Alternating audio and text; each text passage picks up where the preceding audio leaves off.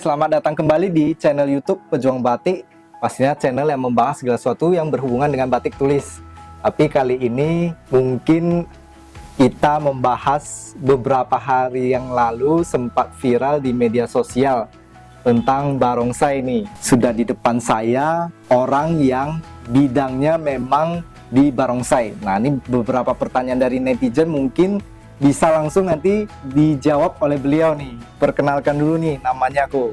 Ya, siap. Salam untuk seluruhnya yang menonton.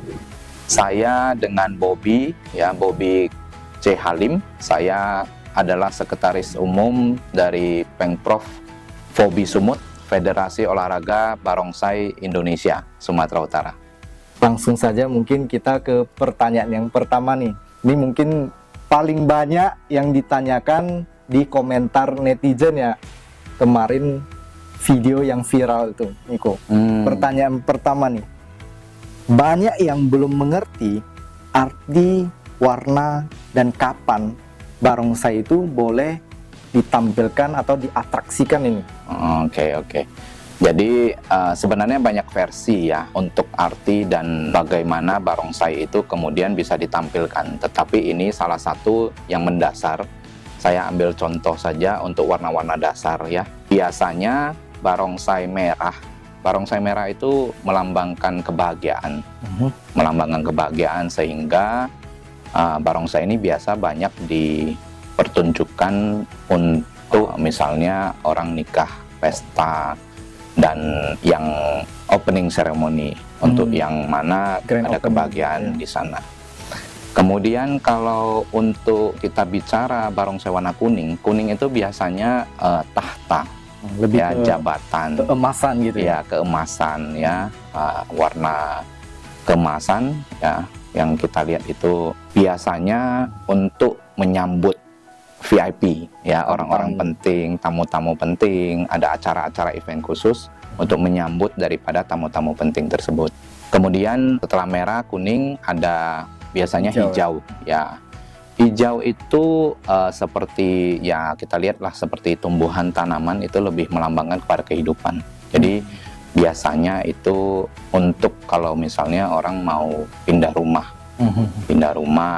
itu menurut ininya memberikan satu kehidupan ya di rumah tersebut supaya bisa lebih tidak suram ya, seperti itu.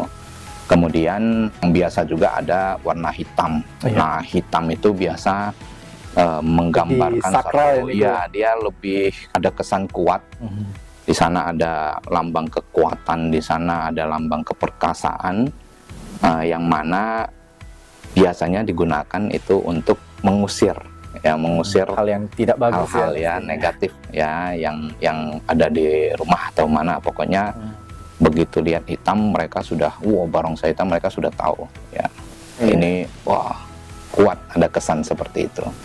Kemudian mungkin satu lagi kalau yang warna dasar ya putih ya. Kalau putih itu ya kadang putih itu dia lebih melambangkan suci ya, kesucian itu, sehingga biasanya mungkin ada yang juga memadukan dia dengan biru muda. Nah, itu biasanya ya dipertunjukkan pada saat sedang berduka. Jadi berduka ada putih ya, barongsai juga. Ada yang ini dari versi yang dulu ya, yang lebih dari ini, zaman dulu. jadi dan biasanya kalau sudah di berduka, barongsai itu cuma sekali pakai biasanya seperti itu. Jadi tidak lagi dipakai lagi untuk perform lain dan lain-lain, tidak ada lagi seperti itu. Jadi beraneka warna, terus dipakai di momen-momen yang berbeda. Momen-momen yang berbeda itu dari dulu ada kepercayaan dan memang sudah turun temurun ya. Kalau kita bicara tradisi ini, kita bicara tradisi, pembawaannya seperti itu. Walaupun sekarang sudah banyak ya perpaduan warna, sudah pink, sudah kemana-mana. Tapi artinya yang tadi yang saya sebutkan itu adalah dasar dari mungkin pembawaan dari leluhur yang salah satu versinya, kurang lebih seperti itu. Ya. Jadi untuk yang bermain musiknya ini, di belakang ini yang bermain gendang ya, gendang sama yang ini yang bunyi yang kayak kaleng itu ya, namanya itu apa ya? Simbal. Simbal. Itu memang mengikuti atau gimana itu?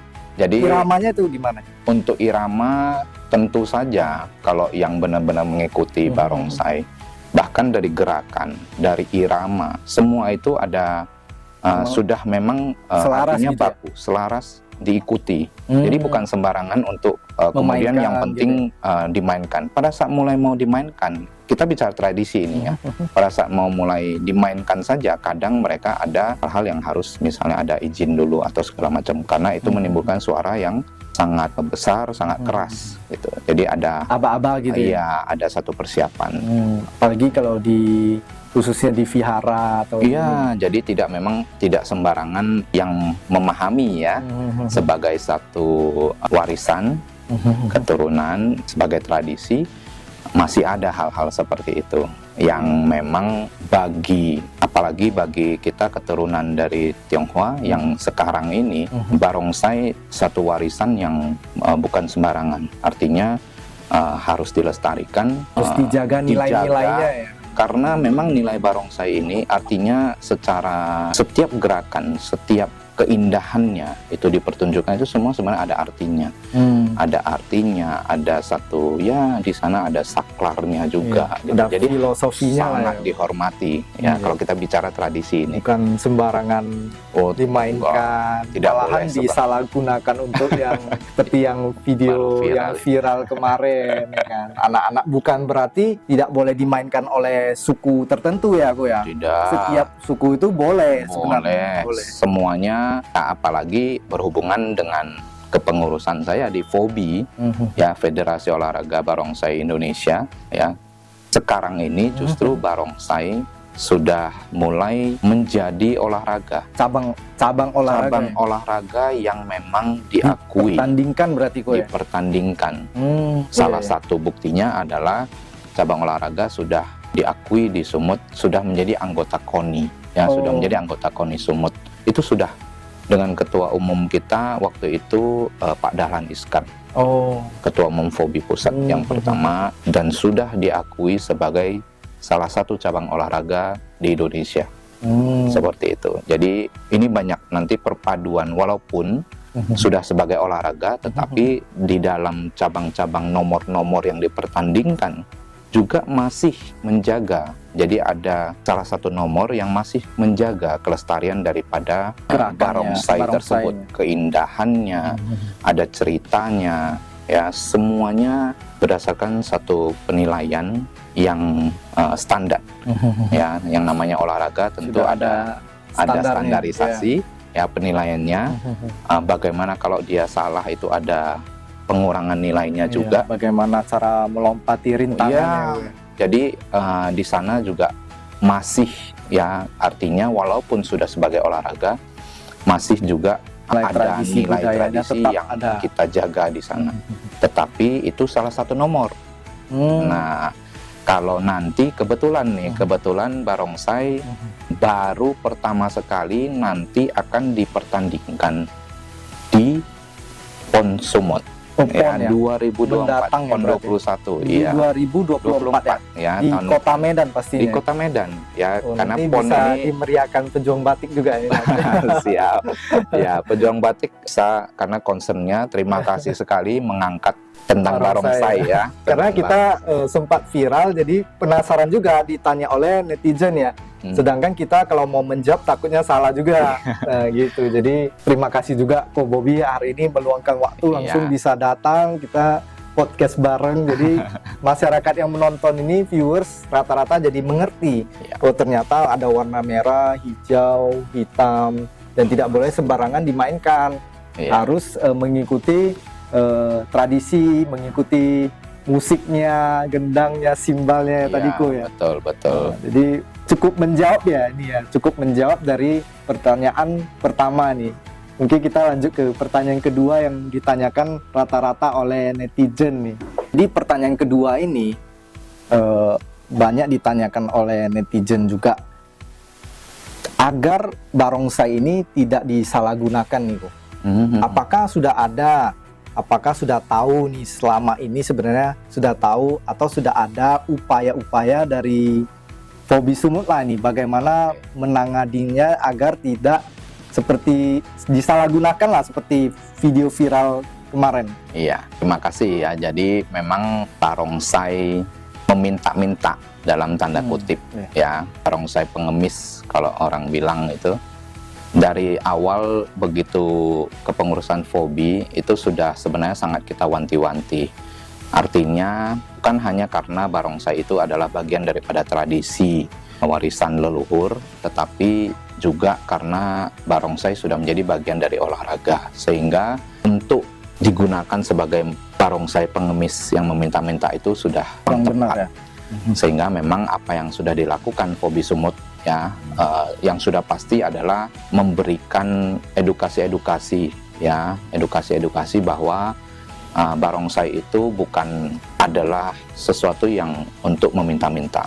Misalnya contohnya seperti ini ya, makanya terima kasih sekali kepada pejuang batik yang mengangkat tentang barongsai, apalagi khususnya barongsai pengemis yang sempat viral kemarin. Ya, ini juga bisa satu kesempatan untuk FOBI bahwa Naikkan nama barongsai. ini untuk olahraga, terkenal lagi gitu. bukan untuk satu bahan untuk minta-minta ya. Itu udah pasti. Yang kedua mungkin setelah edukasi-edukasi tersebut, mungkin ini adalah peran semua pihak. Misalnya ada datang dikunjungi, tiba-tiba dengan barongsai yang kita katakanlah tidak jelas, ya, tidak ada sudah hari kotor, spesial, tidak ada hari spesial dan lain-lain. Masyarakat juga boleh secara aktif, itu artinya memberikan satu teguran atau memperingatkan bahwa barongsai ya seperti yang dilakukan pejuang batik sudah sangat luar biasa ya, dengan sangat santun memberikan satu ya teguran, artinya larangan dan edukasi bahwa ini barongsai warisan, bagian olahraga, jangan sampai disalahgunakan. Itu juga bagian dari yang sangat membantu peran aktif dari masyarakat seperti itu. Kemudian tentu saja bagian lain dari itu kita meminta pelaku-pelaku langsung tertentu lah ya. Oknum-oknum tertentu lah, tapi kita nggak katakan ini, artinya banyak sekali mungkin barongsai-barongsai yang akan di-upgrade ya, menjadi lebih baru, kita senang ya, tetapi boleh kita ingat bahwa biasanya kalau sudah tidak layak itu ya harus dimusnahkan ya, entah dibakar atau apa. Tapi kalau memang masih bisa dipakai, mungkin bisa disumbangkan ke yayasan-yayasan lain yang mau berlatih. Oh, memang berlatih. Mau berlatih. Jadi kalau mau berlatih silakan pakai barongsai yang ya jangan bagus, karena berlatih namanya nggak mungkin ini kan. Tapi harus jelas, misalnya ke yayasan ini atau ke klub ini atau ke atlet ini, ya supaya mereka memakai itu juga untuk berlatih sebaik-baik mungkin lah, jangan disalahgunakan intinya.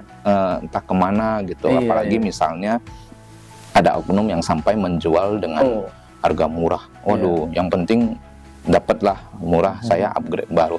Ya janganlah sampai seperti itu. Tapi kita yakin semua pelaku stakeholder daripada barongsai ini sudah sangat memahami itu. Jadi kita yakin ke depan ya sedikit demi sedikit dengan peran serta semua stakeholder dan masyarakat, khususnya seperti pejuang batik semalam itu yang menjadi viral ya, ini semua bisa nanti pelan-pelan bisa hilang. Karena memang ini bukan satu permasalahan di Medan dan Sumut aja. Ya, pada saat Rakernas FOBI yang lalu yang saya ikuti waktu di Jakarta, ada dari Jawa juga seperti itu. Jadi barongsainya itu barongsai pengemis, minta-minta, tetapi di sana tegas. Artinya karena sudah termasuk kepada peminta-minta dan mulai meresahkan misalnya, yaitu sampai dibawa itu diamankan sama dinas sosial. Baru nanti diedukasi dari pihak FOBI ya. Setelah itu kalau mereka memang mau main ya udah bergabung jadi atlet Jadi atlet sekarang itu apalagi di zamannya Presiden Jokowi ya kan, sudah tarafnya sudah berbeda. Sebagai atlet itu sudah peningkatan dan lain-lain hal seperti itu. Jadi itu yang sangat kita harapkan. Ya, peran serta itu bukan berarti juga barongsai menjadi artinya ya kalau memang diundang secara khusus dalam satu acara event, mereka biasa perform dan kita boleh sah sekali kita memberikan angpau, Iya, ya kita benar, memberikan benar, benar. angpau karena memang dari dulu seperti itu. Tapi Tradisi. dengan catatan memang yang kita undang khusus, ada event khusus untuk pemberkahan dan lain-lain lah. Jadi memang diundang. memang diundang, bukan berarti kita nggak boleh ngasih, ya Boleh. Jangan nanti gara-gara video ini viral lagi yang lain. nggak ini ya. Boleh, Salah tapi artikan lagi. ya pada event khusus, perayaan khusus mereka Iya, iya. diundang, mereka perform, semua akan dengan senang hati Menerima memberi dan menerima menerima. itu dengan berupa angpau ya istilahnya. berupa angpau. Iya. Jadi bukan di jalanan terus nanti tamburnya ditarik-tarik, entah dia pun mana Sembarangan, simbalnya, iya. mana tamburnya, dia juga cuman ini malahan nantinya disalah. Ya itu peran serta semua lah. Yang paling penting memang kalau masyarakat begitu, kalau melihat yang seperti itu tidak perlu diberikan kalau perlu misalnya. Sehingga mereka menganggap oh karena ini sudah tidak bisa bermata pencarian, Iya. Otomatis ya orang itu otomatis bubar. ini nanti beli juga mahal, nggak usah lah. Iya, iya. Itu kan jadi semua peran serta kita harapkan bisa bersama-sama untuk kemudian barongsai pengemis itu bisa pelan-pelan sudah tidak ada hilang nanti. ya istilahnya. Bagus. Seperti itu. Benar-benar. Oke kok, kembali ke Fobi ini. Sudah berapa siap nih? Wah jadi penasaran nih, sudah berapa siap atlet-atlet Sumut kita untuk bertanding di PON 2024? Oke. Ini persiapannya apa-apa aja lah gitu. Iya, jadi kembali tadi kami Fobi ya sebagai satu federasi yang membawa olahraga barongsai. Ya, di Sumut itu kami mempunyai satu ini ya, sangat artinya satu concern yang sangat penting.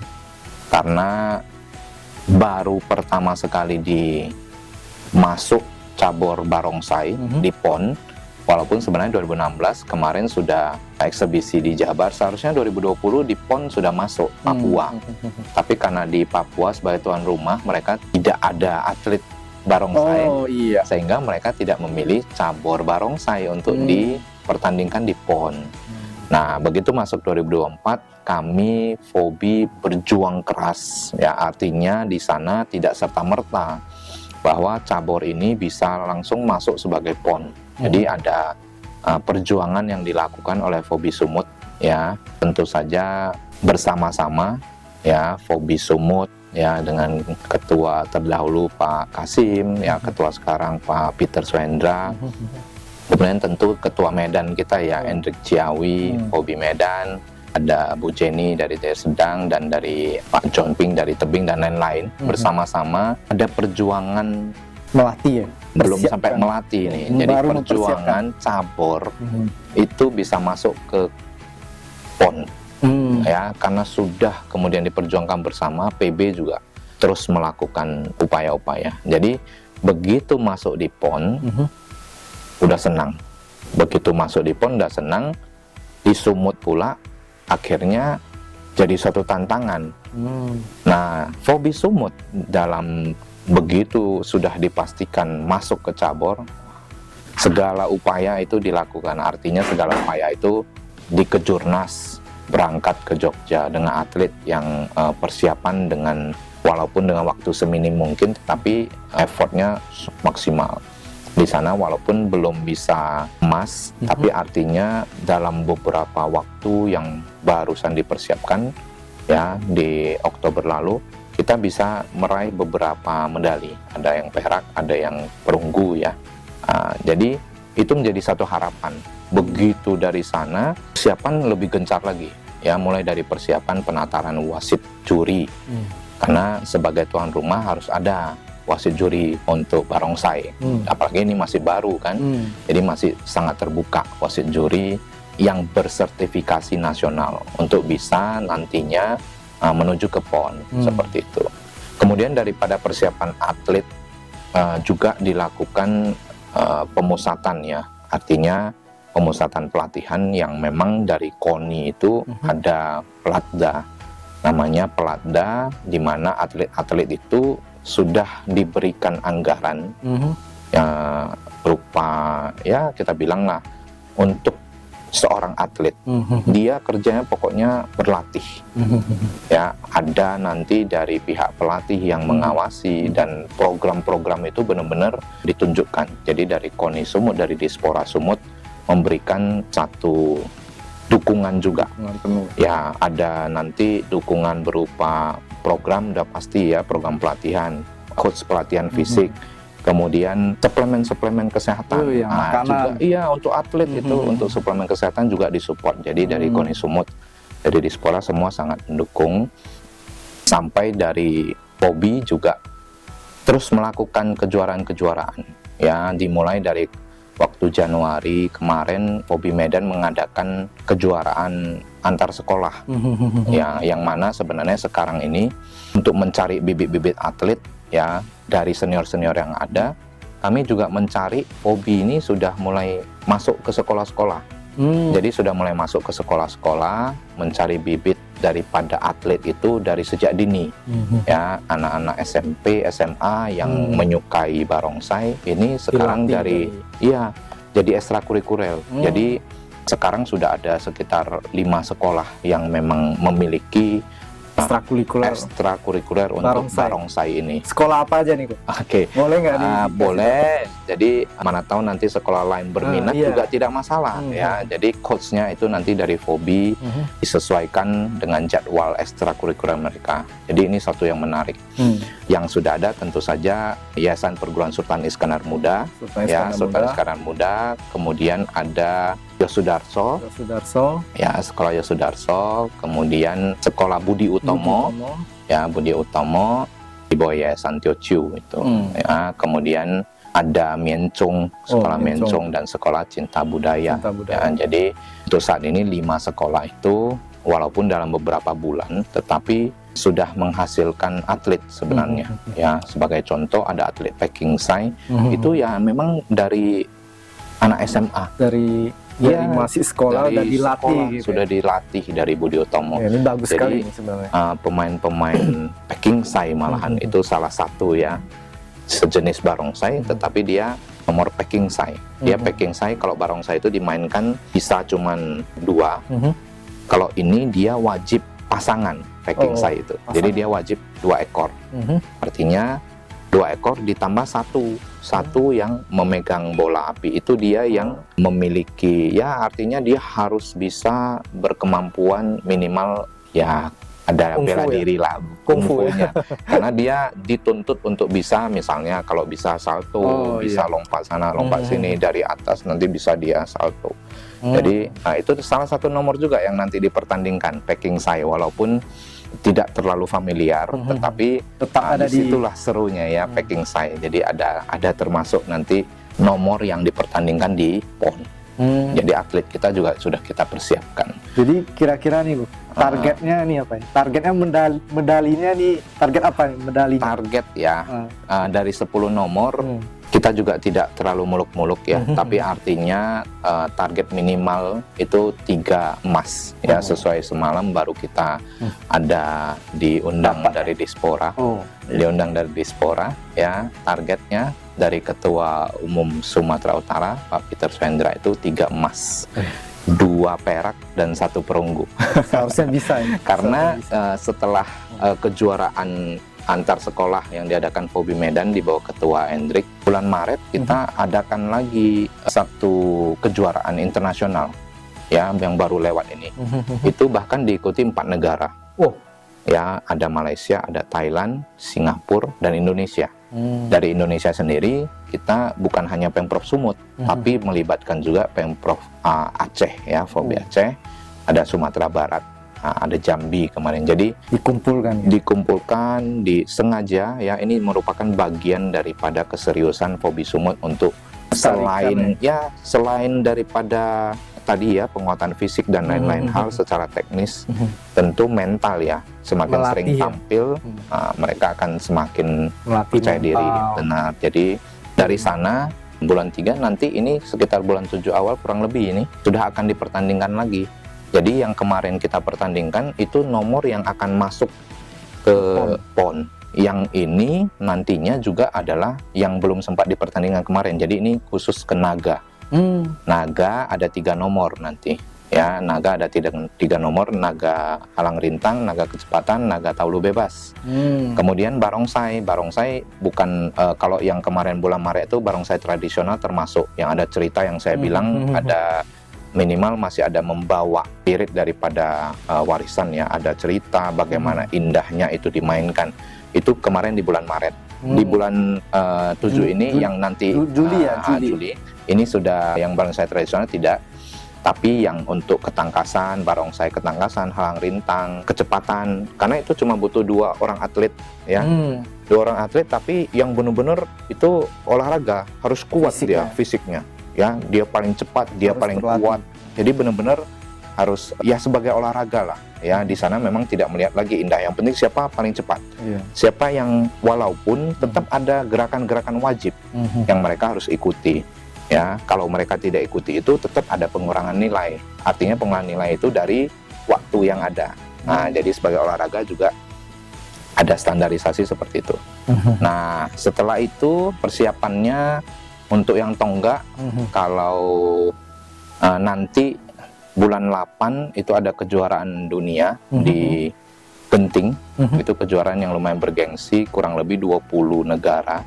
Fobi Medan, untuk Sumut perwakilan ada yang ke sana untuk ikut bertanding ya, mewakili Indonesia nanti. Mengharumkan nama Indonesia. Itu mengharumkan Indonesia. Jadi ada sekitar 20 negara ya di Genting, itu kejuaraan yang sangat bergengsi. Jadi seperti itulah. Jadi mudah-mudahan dengan banyaknya event kejuaraan, kemudian ditambah dukungan daripada KONI, Dispora yang terus-terus memberikan support ya berupa pelatihan teknis, pelatihan fisik, itu secara bersama-sama kita sebagai tuan rumah, mudah-mudahan atlet kita nantinya di bawah Fobi Sumut bisa membawa prestasi, jadi membawa sejarah juga.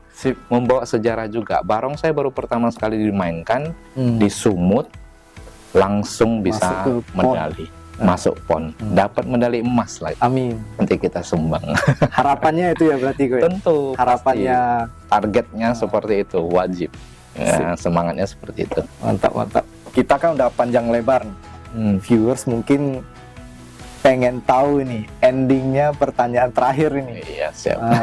Harapan Fobi Sumut ini kedepannya arahnya gimana nih? Oke. Ya, harapan kita tentu saja dari Fobi Sumut ya, selain tadi berbicara kita melestarikan warisan leluhur budaya, karena ini sudah olahraga, kita ingin lebih banyak atlet-atlet muda ya bisa lahir. Kemudian tentu saja untuk klub-klub yang sudah ada dipertahankan, ditingkatkan prestasi, dan kalau bisa dalam kesempatan ini mengajak seluruh stakeholder ya, misalnya dari yayasan ya, sudah bukan milik salah satu suku atau apa ya, milik pribadi ya, tapi artinya sebagai olahraga ini semua sudah, atletnya itu sudah bisa beragam. Jadi yayasan, bahkan sebenarnya di Jawa di mana ada pesantren yang sudah ada barongsai betul. Jadi mereka malah membina, tidak lagi memandang suku, agama, ras. Siapapun boleh yang sebagai menonton ini nanti yang mau jadi atlet barongsai ya kan, baik yang hobi menabuh gendang, simbalnya boleh. Jadi tentu saja kepada semua yayasan, kepada semua stakeholder lah pokoknya yang memang bisa bersama-sama ya, yang bisa membantu membentuk klub yang lebih banyak lagi, mencari atlet-atlet muda lebih banyak supaya raga barongsai ini bisa lebih berprestasi dan bukan hanya tetap eksis tapi bisa lebih berkembang dan mengharumkan lagi nama Indonesia nanti di kancah internasional. Luar biasa nih, luar biasa banget. Luar biasa nih, pejuang batik hari ini mendapat ilmu baru. Jadi netizen juga hari ini mendapat ilmu baru pastinya. Tapi karena Kuko ini masih ada pertemuan lagi, mungkin sekian dulu untuk video ngobrol santai kali ini. Kalau ada acara mungkin pejuang batik nanti boleh diundang lagi nih. Siap. Nanti untuk yang lomba silakan Oh, tidak. Yang bulan Terbuka untuk umum. Ya, terbuka untuk umum. Kami nanti akan undang khusus pejuang batik Wih, ke sana. Mantap, mantap, mantap. Iya. Oke, mungkin sekian dulu untuk video kali ini. Saya Dennis Juang. Saya Bobby. Salam Barongsai Indonesia. Salam Bobby Sumut. Bobby luar biasa. Bobby luar biasa. biasa.